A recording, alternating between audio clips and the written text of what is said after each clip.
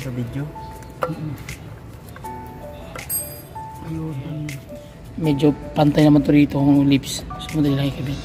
So ikabit ko muna guys para makita natin guys yung lock niya. Kikita nyo. Ayan ang tensioner. So pag nirelease mo yan, kiklip na siya. Okay. So kailangan pag na-clip na, check nyo ulit yung kagat ng ipin. Andar na guys. Panangalo na. Ayan. So gawin natin. Check natin yung voltahe, yung reading kung voltahe. Sa 14. So okay na yan. Panalo na. Ayan. So okay. Okay na Brad. Panalo na Brad. Kapagpalang araw guys. Another client naman tayo na Nissan Urban Premium NB350. So andito ako ngayon sa condo. So ang problema ng unit ngayon guys, tawag niyan, problema is charging system. So turo ko sa inyo yung basic point of tutorials kung paano makakalis. Ang problema kasi dito guys ay malaki yung quotation sa parts pa lang ng Nissan Urban, sa mga 95,000 yung kanyang alternator, and then hindi pa kasali dyan yung labor or other pwedeng anong mangyari sa unit pag once na nabuksan na yan, and then baka pag output nasa 100 almost 120,000 to 130. So depende sa babayaran ng client. So ngayon tinawag tayo, gawa tayo ng para na matulungan natin si sir. Gamit natin yung pinakasimpleng tutorial kung paano makakatipid sa unit na ito guys. Okay, so instead na 95,000 to 120, 130,000 ang gagastusin, so ituturo ko sa inyo kung ano yung paraan na makakatipid kayo. So hanap tayo ng pyesa at mas mura, and then malalaman nyo kung gaano kasimple gawin. Okay, so let's start na tayo. Tara, buksan natin yung hood and then check na natin guys. Hindi ko mabidyoan isa-isa, mahalaga makuha nyo lang yung basic pointers, tutorials, at least panalo na. Okay, so let's start. Tara, let's go. Okay, so first na natin gagawin tatanggal natin yung battery, yun, and then yung buong mechanism na nakakonect doon sa battery, especially ground and then positive. So pagkatapos nyan, diretso tayo guys sa kanyang alternator, and then makikita nyo guys, ito nga yung towing bar. So wala niya ibig sabihin, hinila na talaga yung unit. So gabi naman, pero simulan natin para matapos. Okay, so basic point of tutorials pa rin bago tayo magsimula. So una yung gagawin, lahat na nakakonect doon sa alternator, especially yung mga nakaharang, so kailangan yung tanggalin guys, yung upper radiator hose, tatanggalin nyo yan, and then yung mga connection mismo sa loob ng mechanism ng kanyang alternator, yung kanyang positive wire, and then yung connection naman doon sa ilalim. So isa-isa natin yan. Okay, so hindi ko man ma-videoan isa-isa guys, mahalaga makuha nyo lang yung basic pointers, at least panalo na, especially sa mga baguhan, mga nag-DIY dyan. So okay, sige, let's start, let's do it. Okay, so hindi natin na-videohan guys yung pagtanggal ng mga mechanism sa labas ng alternator. So ganun pa man, at least makita nyo na yung basic pointers, sabi nga kanina, panalo na. So ayan, tinanggal ko na yung electrical system na nakakonect dito mismo sa kanyang socket at yung kanyang positive source. So tsaka yung kanyang belt guys, tinanggal ko na rin, kita nyo na wala na. So pagbalik niyan, papakita ko sa paano yan gagawin. And then yung battery, tinanggal muna natin temporarily para hindi magkaroon ng short circuit. Okay, so yun yung mga basic pointers, and then lilinisan natin yung engine bay, and then let's go. Ilaw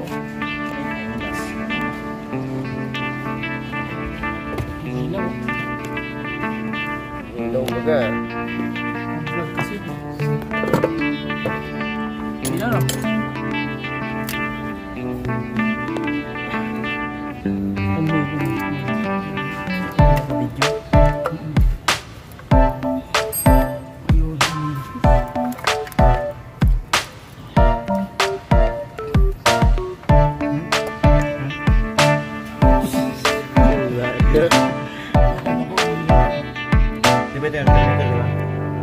sana si ano yan yung bearing.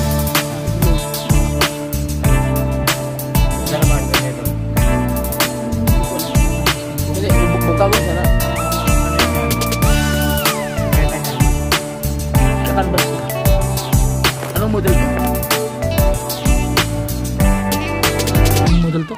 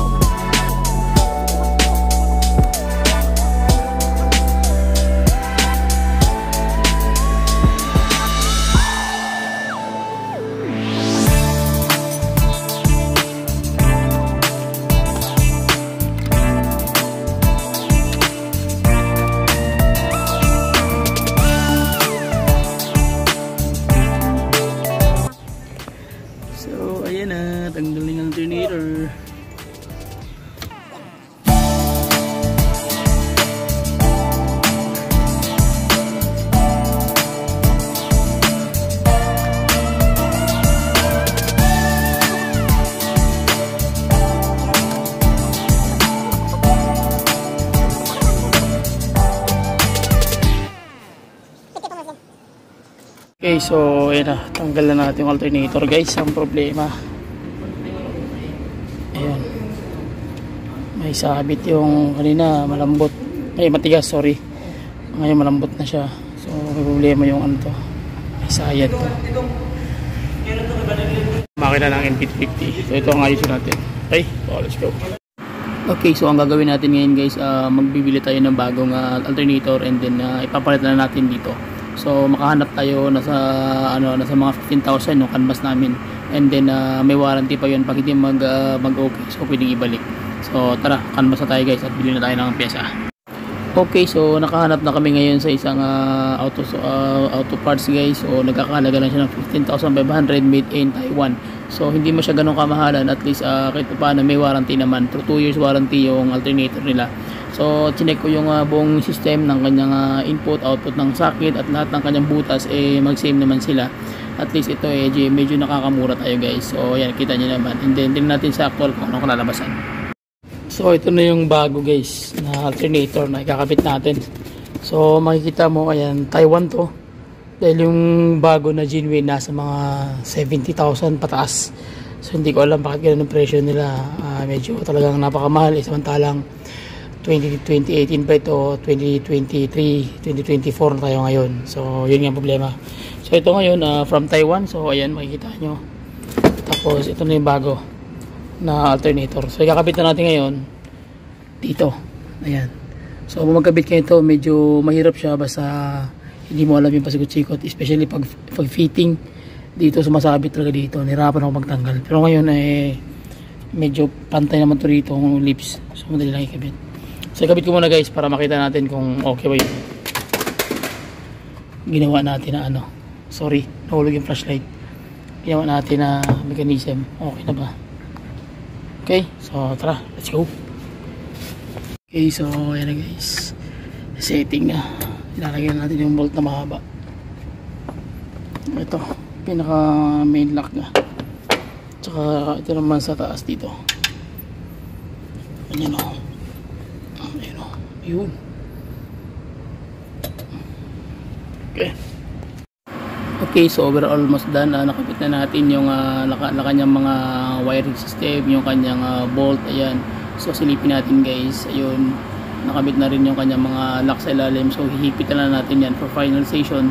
So kailangan double check talaga lahat ng mga bolt na tinanggal may ibalik, and then yung kanyang especially yung kanyang positive wire na kanyang supply.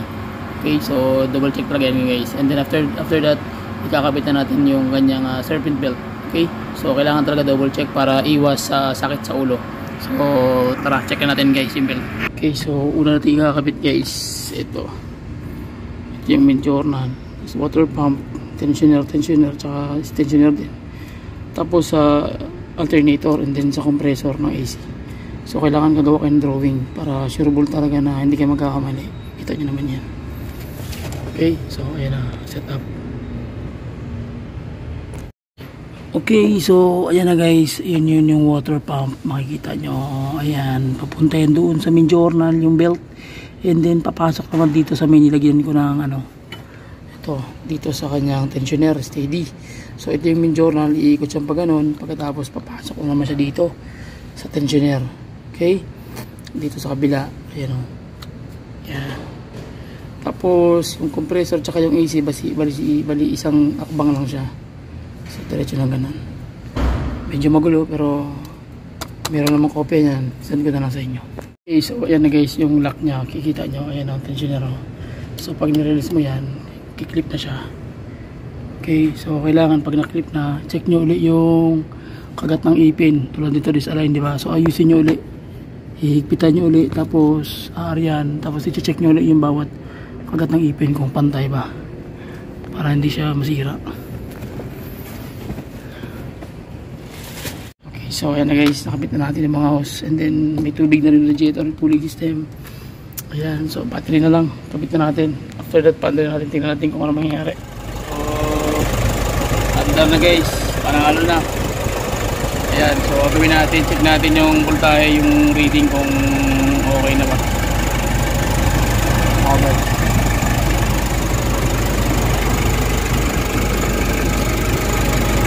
So check natin yung voltahe. Positive. Lama. Yan, positive. Ayan. Ayun. Ay, kaya ako Brad ah. Si Brad Jules makain ng flashlight. Sige. So, check natin yung ano, voltahe. 14. So, okay na yan. Panalo na. Yan. So, okay. Okay na Brad. Panalo na Brad. Korta na. So, ayan. Yung ating Brador. Si Brad Jules ng SGT Manila Parañaque. So, problema lang yung tube na naman. So, ito sa kuha niya ng basic pwede sa pangdrahin. So, anong masabi mo Brad? All goods. Maganda. Ulit. Grabe. Wala akong masabi. Okay na Pastor. Okay na. So, ito yung ano nilipero. Okay na siya. Okay na rin yung charging. Panalo na. So, na-auto-retail na rin siya. So, kulang pa rin.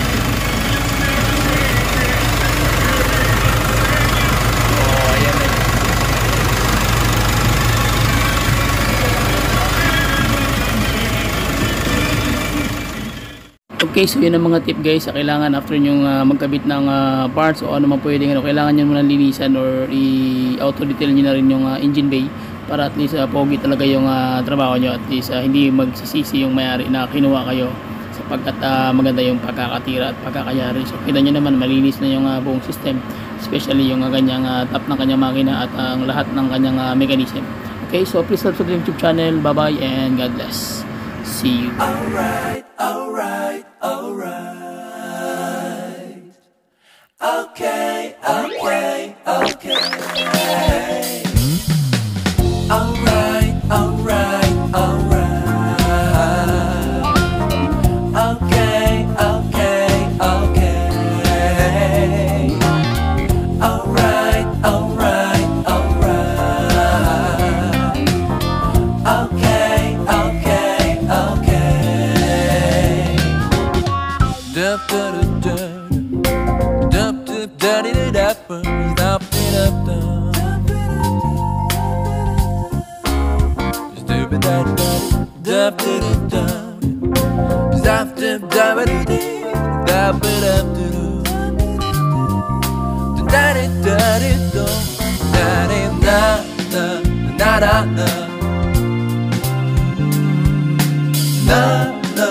Na